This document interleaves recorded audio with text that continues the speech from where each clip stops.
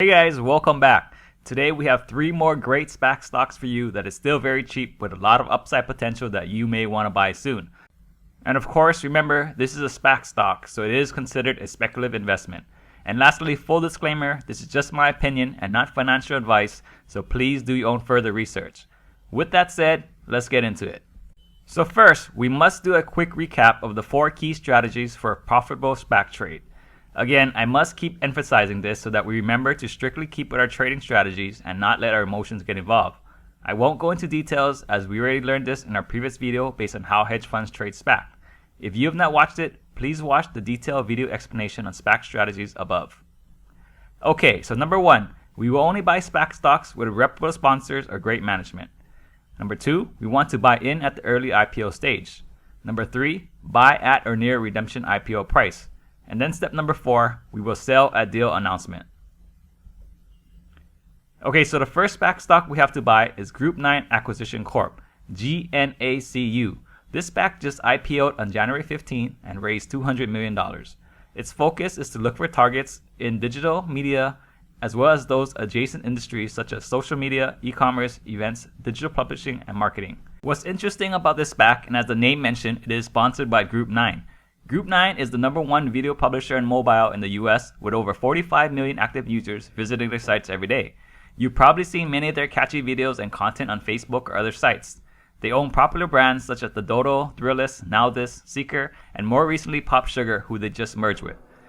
This SPAC will be led by Ben Lehrer. He's also the CEO of Group 9 and managing director of Lehrer Ventures, one of New York's active early-stage tech funds. What's more interesting is that there are rumors BuzzFeed is looking to go public.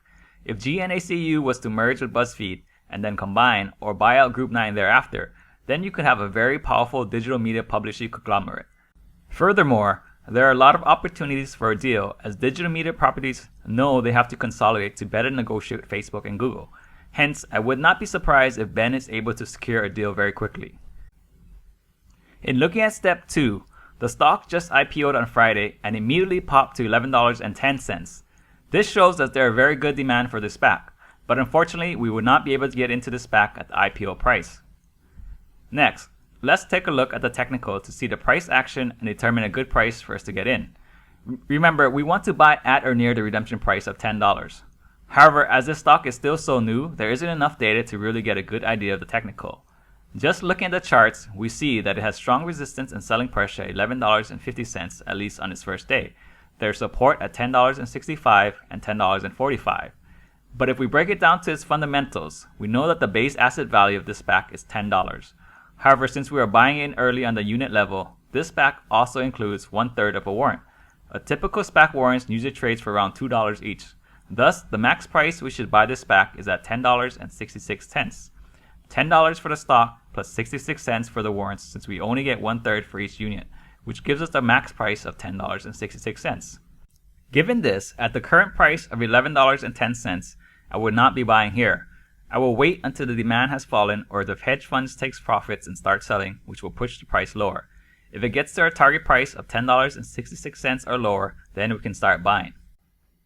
Lastly, step 4, sell on deal announcement. At this moment, of course, there is no deal yet.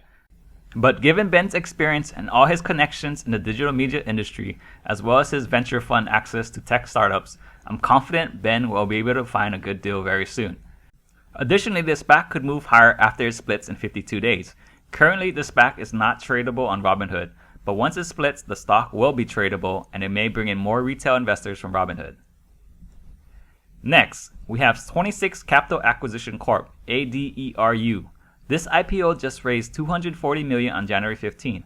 This SPAC intends to target high-quality businesses in gaming and gaming technology, branded consumer, lodging and entertainment, or internet commerce sectors.